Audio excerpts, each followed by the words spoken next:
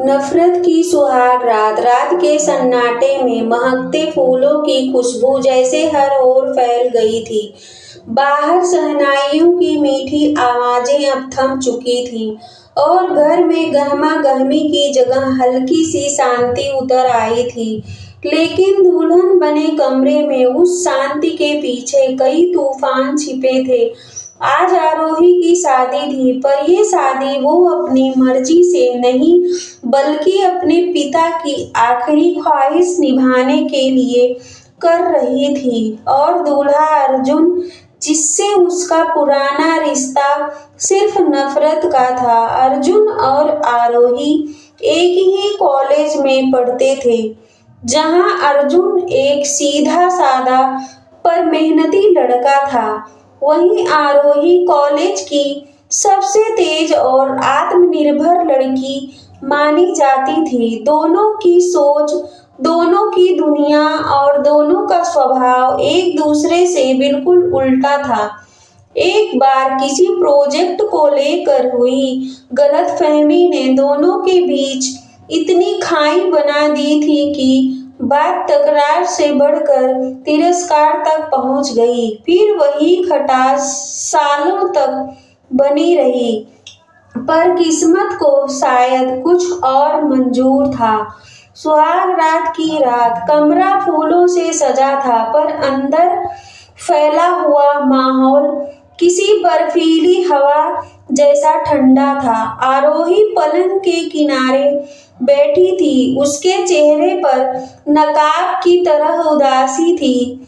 दरवाजा खुला और अर्जुन धीरे धीरे अंदर आया। अर्जुन ने देखा, आज भी वही दूरी, वही नफरत उसकी आंखों में साफ दिख रही थी। आराम से बैठो, उसने हल्की आवाज में कहा।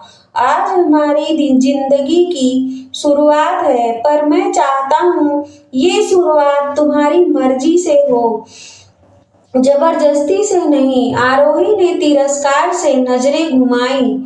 तुम मुझे जानते भी हो, आरोही बोली। ये शादी तुमने अपनी जीत समझकर की है ना? अर्जुन को जैसे किसी ने दिल पर चोट मारी हो। कभी नहीं, उसने शांत होकर कहा। ये शादी मेरे लिए जिम्मेदारी है, जीत नहीं।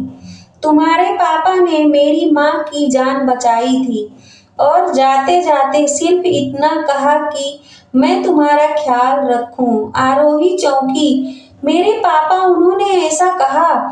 अर्जुन ने हाँ में सिर हिलाया। पहली बार आरोही के चेहरे पर उलझन उतर आई। नफरत की दीवार में छोटा सा दरार पड़ा। अर्जुन खिड़की के पास जाकर खड़ा हो गया।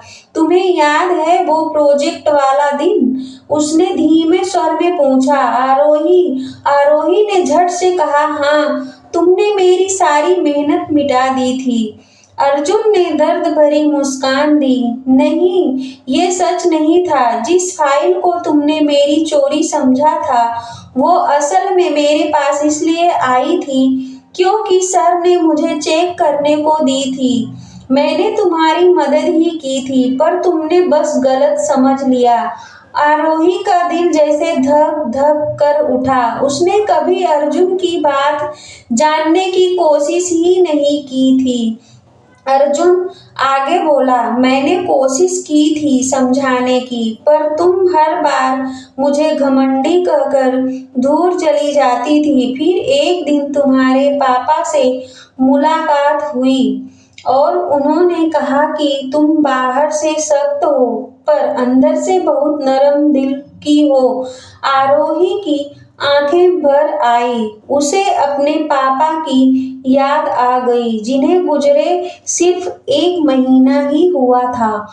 कुछ देर कमरे में गहरी खामोशी रही। फिर धीरे धीरे आरोही ने घूंघट उठाया और कहा, अर्जुन, क्या तुम सच में मेरे पापा की आखिरी इच्छा पूरी कर रहे हो?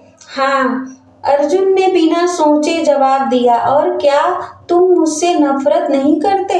अर्जुन मुस्कुरा दिया। नफरत? मैं तुम्हारी तड़प समझ सकता हूँ। नफरत तो तब होती है जब मैं तुम्हें जानता ही ना होता। पर मैंने हमेशा तुम्हें सम्मान दिया है। ये सुनकर आरोही के अंदर जैसे कोई दीवार धीरे धीरे गिरने लगी।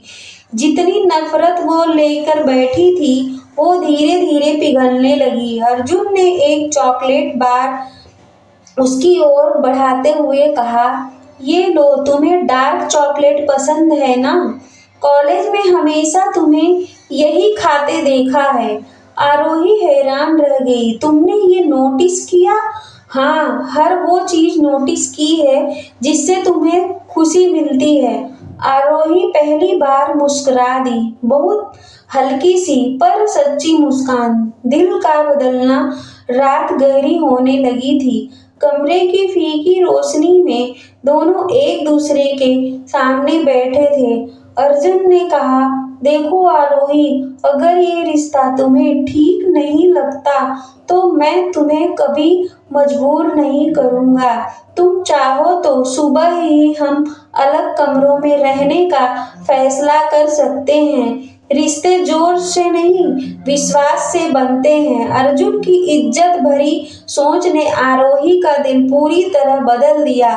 नहीं, आरोही ने धीरे से कहा, कभी कभी जिंदगी हमें ऐसे मोड़ पर लाती है जहां नफरत भी हमें गलत रास्ते पर ले जाती है। मैं कोशिश करना चाहती हूँ। अर्जुन की आंखों में चमक आ गई। सच में? हाँ, आरोही ने मुस्कुराते हुए कहा। क्या हम दुश्मन नहीं, दोस्त बनकर ये रिश्ता शुरू कर सकते हैं? अर्जुन ने हाथ आगे बढ़ाया। फ्रेंड्स, आरोही ने उसका हाथ थाम लिया।